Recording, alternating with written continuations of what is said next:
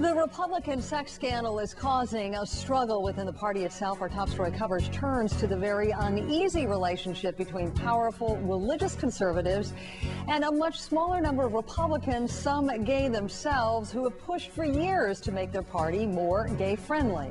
Kathleen Koch looks at being gay at the GOP. In the nation's capital, a few gay Republicans have been open about their sexual orientation. Retiring Congressman Jim Colby of Arizona, former Wisconsin Congressman Steve Gunderson, top campaign aide and vice presidential daughter Mary Cheney. Many more gay Republicans serve behind the scenes in Washington as aides, staffers, advisors, and strategists in every branch of government. But a number of them in the conservative-dominated party choose, like Congressman Mark Foley, to hide their orientation and protect their jobs. Chuck Wolf, president of the Gay and Lesbian Victory Fund, says he's been encouraging Foley to come out of the closet for the last 15 years. In Mark's case, he was not comfortable coming out. And I think it was because Mark was simply in a situation where he thought it would affect his ability to get reelected. The log cabin Republicans who lobby for inclusiveness in the GOP warn their party will suffer if it doesn't become more accepting of homosexuals. Because the vast majority of American people believe that gay and lesbian people should be treated equally, and if the Republican Party doesn't become more inclusive, then they're not going to be a majority party in this country. Some conservative advocacy groups have tried to make homosexuality the centerpiece of the Foley controversy. One, the Family Research Council, in a release claiming, quote, pro-homosexual correctness sowed the seeds of the Foley scandal. Openly gay Republicans reject that. Sexual orientation is irrelevant to what happened in this situation. Mark Foley's behavior was despicable, whether the victims were teenage boys or teenage girls.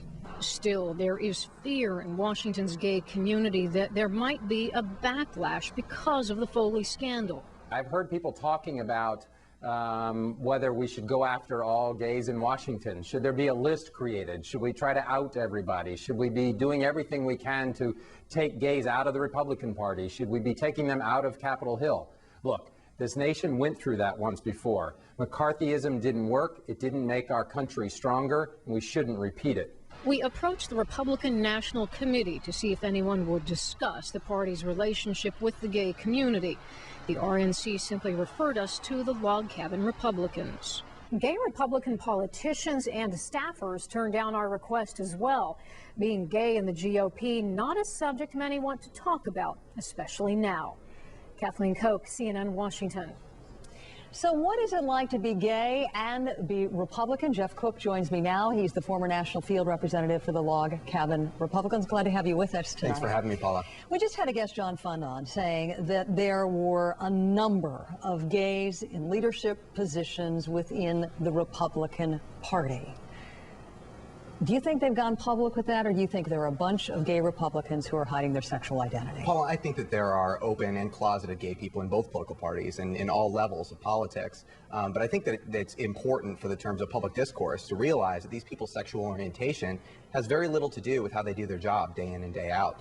That may be true, but are they fearful that they're going to lose their jobs? Because we heard so much in that piece that they're trying to protect their jobs by hiding their sexual orientation. Well, Paula, I can only tell you personally. I came out at the age of 19, and I know that living up until that point in time, it was you live in a lot of fear of what can happen and what the repercussions may happen to be. But I think at the same time that those people who have gone through that type of transition in life and who are now living openly and honestly can understand the value and sense the value in not only the way they feel about themselves, but also in their ability to be honest with their loved ones and everyone else in society. So what do you think today would be the real repercussions of someone who is closeted in a GOP leader position coming out with their sexuality? What would happen to them? Well, I don't know. I mean, I know that every year more and more gays and lesbians are coming out of the closet in both political parties, are running for office and are winning. Many of them have served with great distinction, like Steve Gunderson and Jim Colby, with very little, with a limited amount of repercussions. I think that it's difficult to be in politics, period. And that when you add in other factors and the stereotypes that go along with those factors, I think that is an added difficulty. So are you saying these fears are founded or unfounded?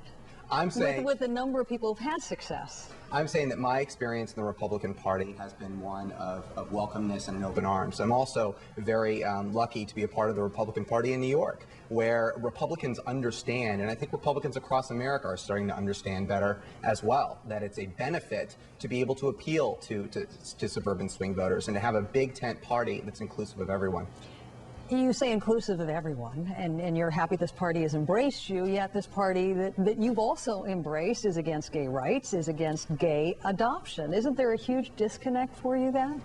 Paula, I don't think that the far right owns family values. I grew up Southern Baptist. My values are very important to me as a man of faith, and I believe that that the same values that drive me to support a free economy and to support freedom in the social realm are the same. The Republican Party is based on a tradition and on values of individualism, of empowering people to make their own decisions in their own lives, at their own kitchen tables. So you may not get everything you want, you just may get bits and pieces of what you believe in. No, Paula, I think that on my responsibility, and any gay or lesbian person's responsibility, any person that's a member of a group where you do not yet have equal rights in society, is to work hard in which either political party you might be a part of to move it toward progress and to move it in the right direction. And that's what gay and lesbian Republicans try to do every day. Got to leave it there tonight. Jeff Cook, Thanks so much for having me. By.